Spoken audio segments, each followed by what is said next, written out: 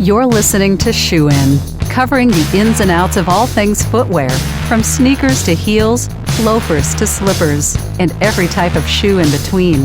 Brought to you by the FDRA, the Footwear Industries Association focused on retail, trade, politics, and fashion, helping create and enhance conversations on all things footwear.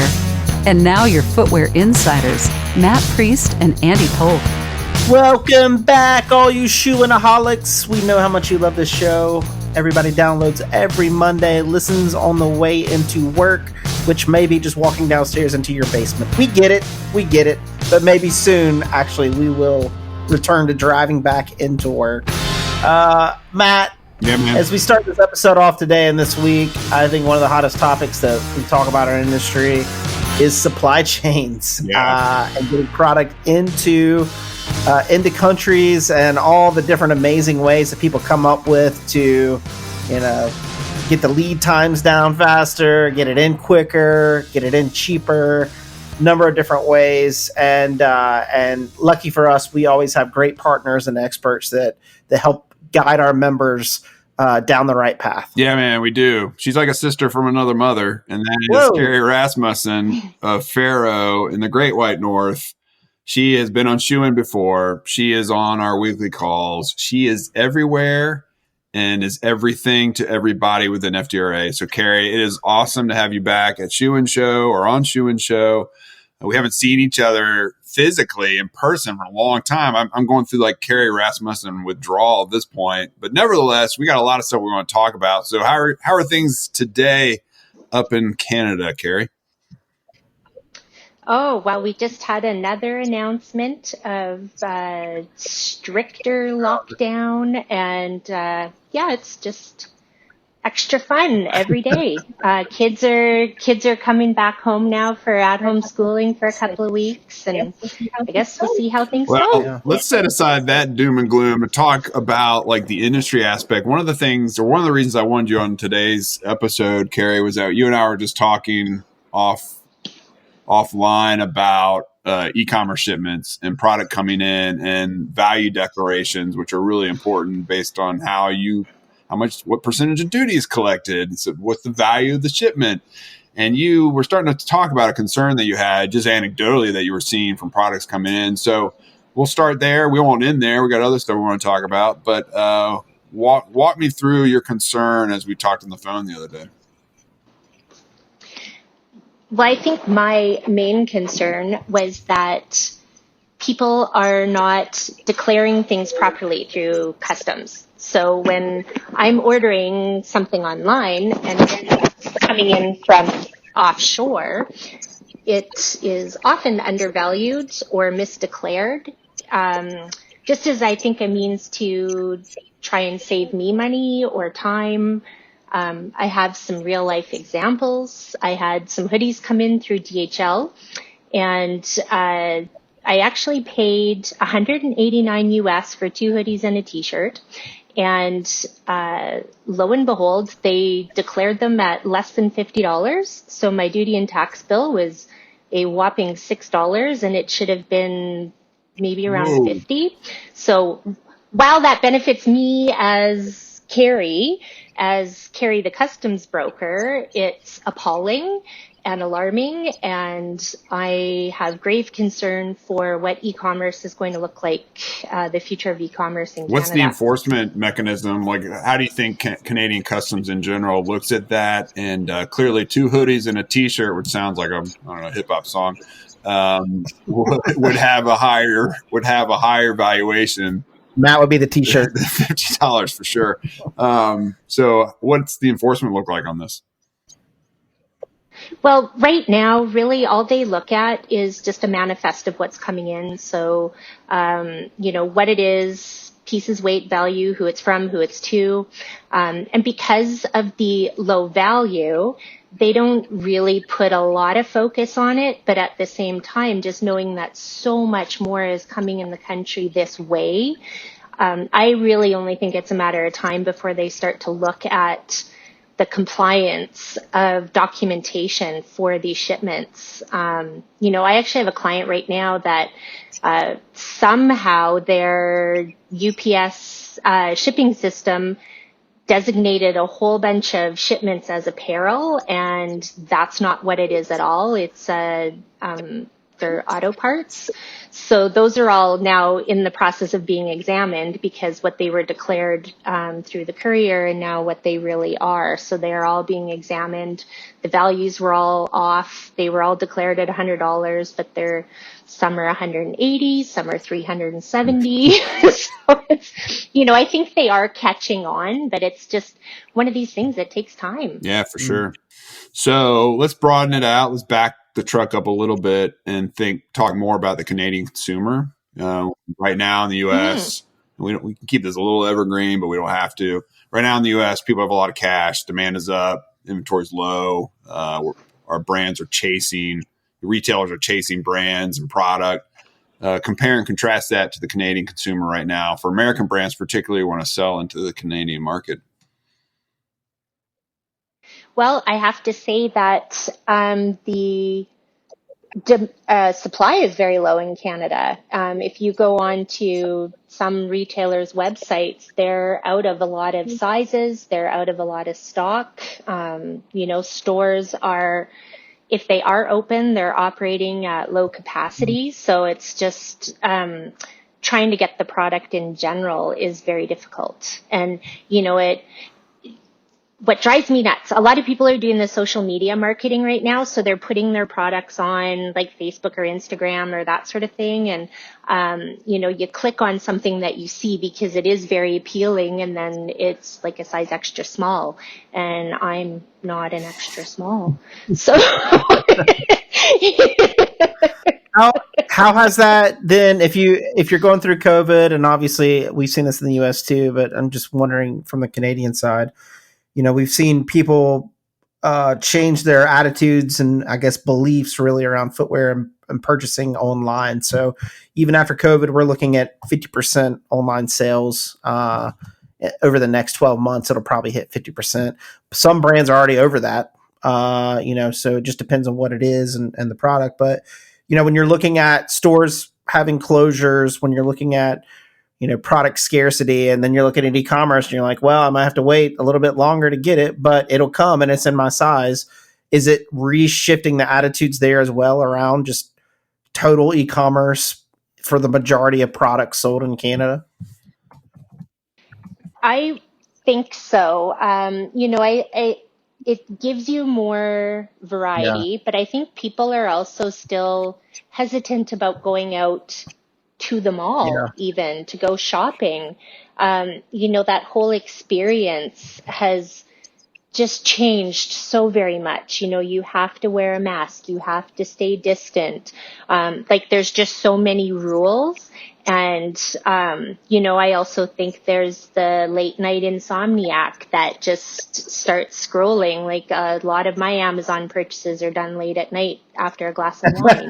So maybe that's the strategy. Maybe we should shoe retailers should send some wine out and see what happens. Wine and a QR code. But I think that is a lot of what's happening. And then you have the online dollar store Wish, and those products coming in as well. So I think most of the people that I know are now ordering online. And I think some of the issues though is that the average consumer doesn't know about the customs process. And that's where we're starting to see a lot of people. I don't know if you've heard, but somebody's tried to do a class action lawsuit against DHL for their, what they consider to be hidden fees. And frankly, they're not hidden fees. They're really well documented. They actually do show processing fee. The lawsuit says that, people pay for freight. And so why are they charging this additional money? But, there is an additional process that's required, and customs clearance is separate from freight. And I think that the average consumer doesn't know about that, and it's really hard to educate them. They don't understand if a shipment's valued at $50 or $500, it's still the same process. Yeah. You still have to classify the product. You still have to declare what's in there. How's our situation, I think, is getting a little bit better in the U.S. in terms of port congestion, and our partners at the Port of Long Beach and L.A. and other places are working really hard to offload that cargo and get it in. Have you guys seen the same issue in Vancouver and other ports in Canada that I look back because I was talking to somebody and they were saying, every year there's a supply chain headache, right? Or an import headache. It's either Trump's tariffs or it's a port strike or everybody's trying to get on the boat at the same time and get it over here. So it's always something new. But I think back to when we had the port strikes a couple of years ago and people started to look to bifurcate and diversify their import areas, and a lot of people looked at Canada. Have you guys seen the same issues in terms of congestion that we have down here? Absolutely. Yeah, no, we've definitely had equipment shortages in Vancouver. Okay. We just ended a port strike in Montreal. They legislated back to work. So that was a whopping 2-day strike before the government stepped in and just legislated back to work. But those sorts of things just cascade, right? So we have equipment shortages. We have stuff stuck at the port. We've got diversions that cost a ton of money. Fun fact, I had a client, we were not doing the freight, thankfully, but they were doing a plant rebuild, and they had an entire vessel had to be diverted to a different port in Vancouver because the port that their forwarder booked it to couldn't offload it. And so the whole vessel had to move, and all those costs were That borne. doesn't sound like a fun fact at all.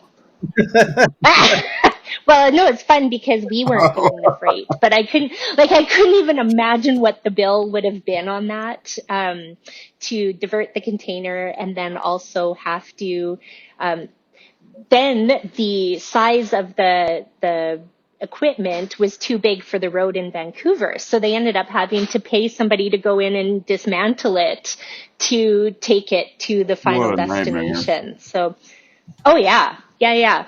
That's a huge nightmare. All right. So we've covered consumer, we've covered ports, we've covered customs declarations. Is there anything else out there, Kerry, that keeps you up at night on behalf of your clients as they're trying to sell more product into Canada? Is there any expectation from your side of the border when things will open up and when we can get back to hanging out again and moving product a little bit more easily between the two countries? Yeah, well, I know right now traveling is not going to be allowed freely, like for casual travel, until later on in May, and they may even book it to the fall, they're saying. So there's also talk of maybe having a vaccine passport to allow for more free travel in North America. It's really hard to say. I know my parents are desperately waiting because they had to winter in their RV this year in minus 40. Oh my gosh. And it's not a fun winter for them. Intrepid explorers, my goodness. They are hardcore, yeah. But that's like they live in their RV, so they really didn't have a home except for that. So, I was hoping to be able to go down maybe in July, August, but I don't know that that's going to be a reality right now. Yeah, well, we'll keep you posted on when we get back together again. It's looking like August, Fanny in New York will be our first in-person opportunity as an industry, beyond some of the regional shows that have taken place. And then as we make our way through the rest of the year, hopefully we'll see an uptick. I want to bring in Jasmine to the conversation because when we ask this question, you've been through this before, Kerry, but when we ask this question, you always provide great answers because your shoe closet is awesome. And Jasmine will help us kind of explore what Kerry Rasmussen, again, I'm going through that Kerry Rasmussen withdrawal because every time I saw you, it was a new pair of kicks and you had like 3 or 4 you just bought and they were in your suitcase and you were just always carrying around some great shoes. So Jasmine, I'm going to let you guide us through your world famous What You Got, What You Get segment with Kerry Rasmussen. Yes. Thank you, Matt. Yeah, today we're going to be focusing on what Kerry's got on and what Kerry's getting. Only because we naturally do this anytime we see each other. We always have a conversation about fashion in general, which is one of my favorite things about running into Kerry. I know we can always get like, a good, I got this good buy, and it was a good sale. So I am curious because we have had conversations of when are people going to get back to fashion shoes and not so comfortable and cozy. So have you been buying more, heels or, more fashion forward shoes, Kerry, lately, or still just something cozy, outdoor? What you been buying lately? Well, I have been doing an insane amount of hiking, and so I have my eye on a couple of different new hiking boots, okay. And but definitely the outdoor, and then my good old favorite brand, Fluevog. There is I don't know if it's Jan Jansen or Jan Jansen, but you need to look them up. They are fabulous. Okay. And they are these red metallic shoes that have a beautiful toe and heel. Seriously, look them up. They're a collaboration with, I think he's Dutch, designer. They're amazing. Like, I can't even tell you how beautiful they are. Oh, I'm looking at them now. They totally go with one of the dresses that I've seen you wear before. They're so me, aren't they? Yes. They're giving me what is the yellow brick road? What is her name? I don't know why I can't think of it. Dorothy? Yes, they slightly remind me of that. That's so fun. I love them. Well, there's someone. This comes on good intel that Blake has someone in his life that, and I won't say who, that had a former Fluevog problem, as it was described to us actually today as we were talking behind the scenes. And Kerry, as someone who loves Fluevog, I don't think you would ever categorize it as a problem, if I'm not mistaken. No. Buying too many Fluevogs or having too many Fluevogs or spending too much money on There's Fluevogs. No such thing. No such thing. Yeah, no. That's right. Just checking with the Fluevog expert that I know. Yes. Okay, so awesome. So sticking to hiking, I have been trying to get a little bit of both personally, trying to stock up on the fashion side and then also stock up on what's comfortable. I've been doing a lot of not hiking, but a lot of walking. So I'm in that same boat. But I do have to say, I have gone to the mall a few times, and I have probably gone a little bit above board for what the normal mall walking outfit is, just to wear some of my dresses and shoes and, feel a little bit more with it, I guess. There's no shame in that. No shame whatsoever. No. He does the same thing when he goes to the mall.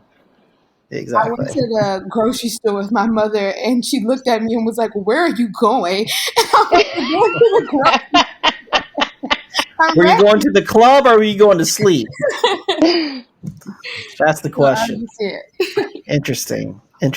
Yeah, I think we all talk about this, but in subtle ways, this COVID is going to change fashion in weird, strange ways, and our taste will shift. And yeah, it's going to be casual, but maybe it won't be casual. I do think like it'll rewire us to like have days where we want to be dressed up, and the next day we want to be wearing slippers. And it'll be different than it was in the past, where we had kind of a line, and it was like, we had our favorite pair of shoes here and there, and it'll just be different. So I don't know. I could be wrong about that, but I think coming out of this is going to be, you wake up one day and you'll be like, these shoes. The next day, completely different pair of shoes, where in the past, maybe you just wore the same all the time. So who knows? Well, I think you're very right, Andy. I think we are moving to where we want variety back. Yeah. And because we've just been living in a state of same for the last year. And I think we want to get out of same. And so people may go the complete opposite end of the spectrum and just go different. Yeah. And like I just bought a pair of pants yesterday that have shoelaces in them. Wow. And they're like both up both legs and across the front, completely covered in shoelaces. And so different, but I just had to have them. Very cool. Very cool. Yeah. Well, folks, this is the Different Podcast, so you've come to the right spot if you're looking for some variety.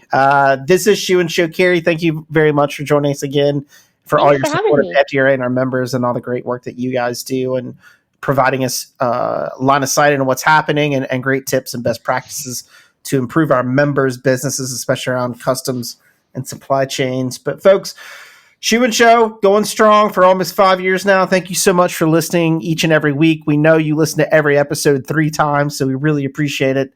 Breakfast, lunch, and dinner on Mondays, you're listening to Shoe and Show. We appreciate it. Keep it up. Tell your friends about it. Shoeandshow.com is the website where you can see our full catalog and our list. And again, drop us a line if you have ideas for shows or topics or people you'd like us to interview.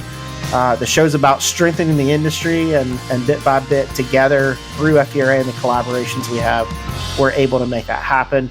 We wish you the very best. We wish you health and happiness through the spring season as things warm up. We wish you more shoes, varieties, types, get weird, but spend the money. Until next time, Shoein' is out. Shoein' has been brought to you by the FDRA, the Footwear Industries Association focused on retail, trade, politics, and fashion, helping create and enhance conversations on all things footwear. For information about FDRA, visit fdra.org.